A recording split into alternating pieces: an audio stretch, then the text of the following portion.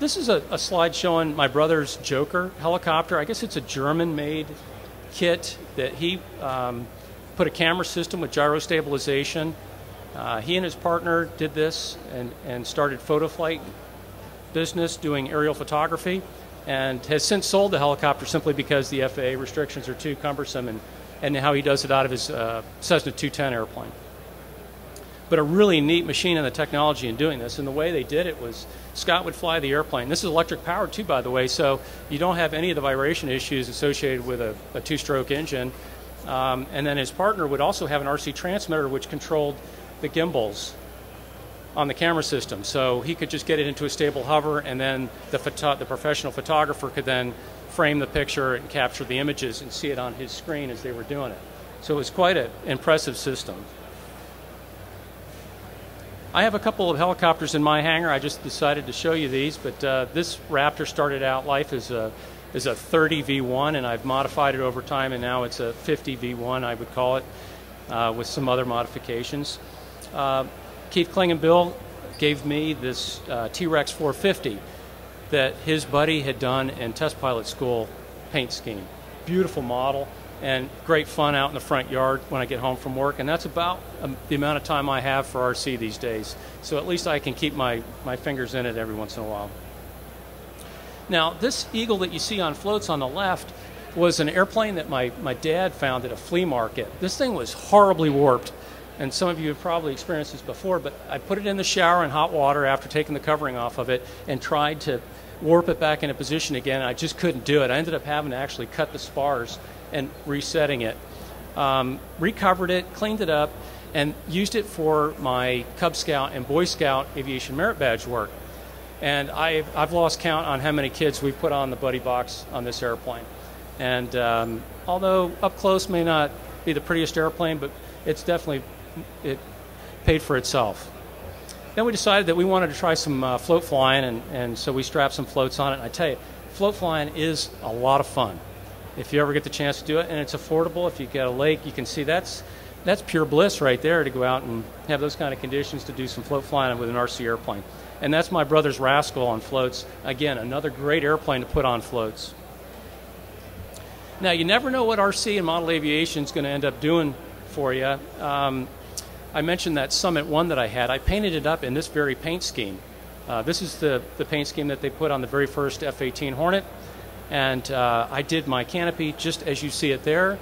And my neighbor at China Lake, California, where I was stationed at the time, saw that Summit airplane and the paint job. And Hornet 1 at the time was actually being used as a target out at China Lake. So it was full of bullet holes and everything else, missing a lot of parts.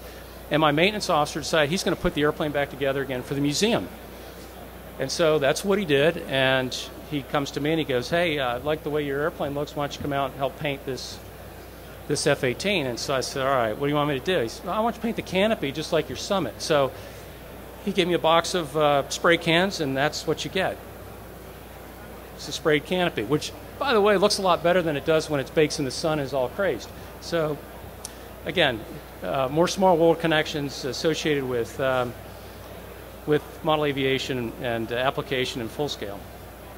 Now, these pictures here, and I promised Toot that I was going to talk about another small world acquaintance that took several years to develop, but Ed Mitchell, as I mentioned, was actually doing some work for Bob Violet, who you see in the top right there with his F-86.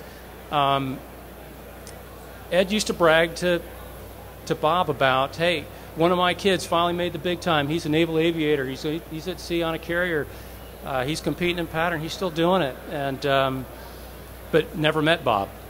So when we were at a jet rally at Fentress Field in Virginia Beach, Virginia, early 2000, I took my son down there, and Bob was there with his Blue Angel F4 airplane, and finally got to meet Bob Violet after all those years of talking about Ed and Bob, and we finally made the connection there. Well, I don't know why, but Bob thought it would be a great idea if I put some nose art on my F-18. Maybe it was just the boredom of being on cruise, I don't know, but I decided this would be a good idea. The commander of the air group did not think so, but I didn't ask for permission, I just did it. And my corrosion guys loved it. The maintenance guys were all over this project. And the kid did this with spray cans down in a dark hangar bay. And he did a marvelous job. And you might notice on this that it says BVM down there in the corner, which is the font and logo that Bob uses for his company. And then I also added in a picture of the F-86 where this came from. So some pretty neat stuff there, and I'm one of those kind of guys that like to bring back nose art. I think it's a good tradition. But just a little story there for you. Now, snap to more current times at Patuxent River there in the southern Maryland area. I was the former president of the Patuxent Aero Modelers there, which can be a challenge, by the way, to be in any kind of leadership position in a model airplane club, trying to make what is supposed to be a fun hobby enjoyable for all hands, when everybody seems to have their own thoughts about what that is. So I thought that just having a nice secure field with mowed grass would suffice, maybe a porta-john with fresh stuff in the thing there, and but no, everybody's got their issues, and grass height seemed to be the big issue of the day, not the porta-john. But nonetheless, it was rewarding, and I'll talk more about that later on some of the other connections that we made during my tenure as vice president, president of the club. But okay, so I admit I used some influence on the base there to move some airplanes around in the hangar bay, and so we can execute some indoor fun flies. After all, January, February, it's not all that nice in southern Maryland in the wintertime. So you can see there that we're flying right amongst the F-18s in the hangar bay and having good fun doing it. The other thing we did is we lease our flying club site from the state of Maryland at Greenwell State Park. And to make sure that we have long-term health and securing that site and maintaining it, we participate in a lot of different activities there. The Young Eagles rallies, the air show that's held down at the main base.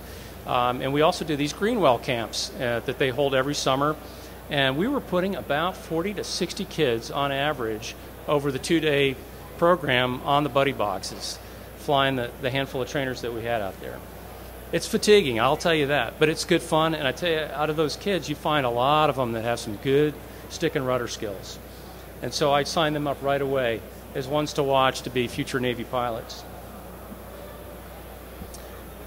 And then there's some folks that I took advantage of because I wanted to expand our horizons a little bit in our annual banquet that we hold at the Officers Club down there on the base.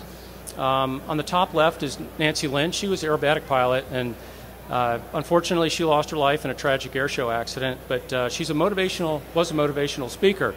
And so her message was very good, especially to young women pilots or aspiring pilots. So it was nice to have her come to the banquet and share with us some of her experiences being an aviator. And then on the right is Maynard Hill. And I'm not sure how many folks have studied Maynard Hill and his record attempts, but this one with his transatlantic model was really fascinating to me, to make a model fly nearly 1,900 miles on less than a gallon of gas. I mean, it just is almost more than the mind can comprehend. And this airplane was airborne for 20-some hours, and many times they thought that they had lost touch with it. And they had failed on several attempts, too, by the way. Maynard lives in Silver Spring, Maryland, and he came down, and I tell you, he is a showman on the stage. Unbelievable character. And there's some amazing pictures of him trampling through the snow and ice into his shed out back, doing and conducting the specific fuel consumption testing on these 4-stroke engines that he was going to use in these models.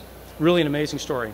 And then, of course, when that model came over the horizon and Dave Brown took control of it and landed it, I can't imagine the relief, and Maynard even admits he broke down and started crying when he accomplished that. Some really neat stuff.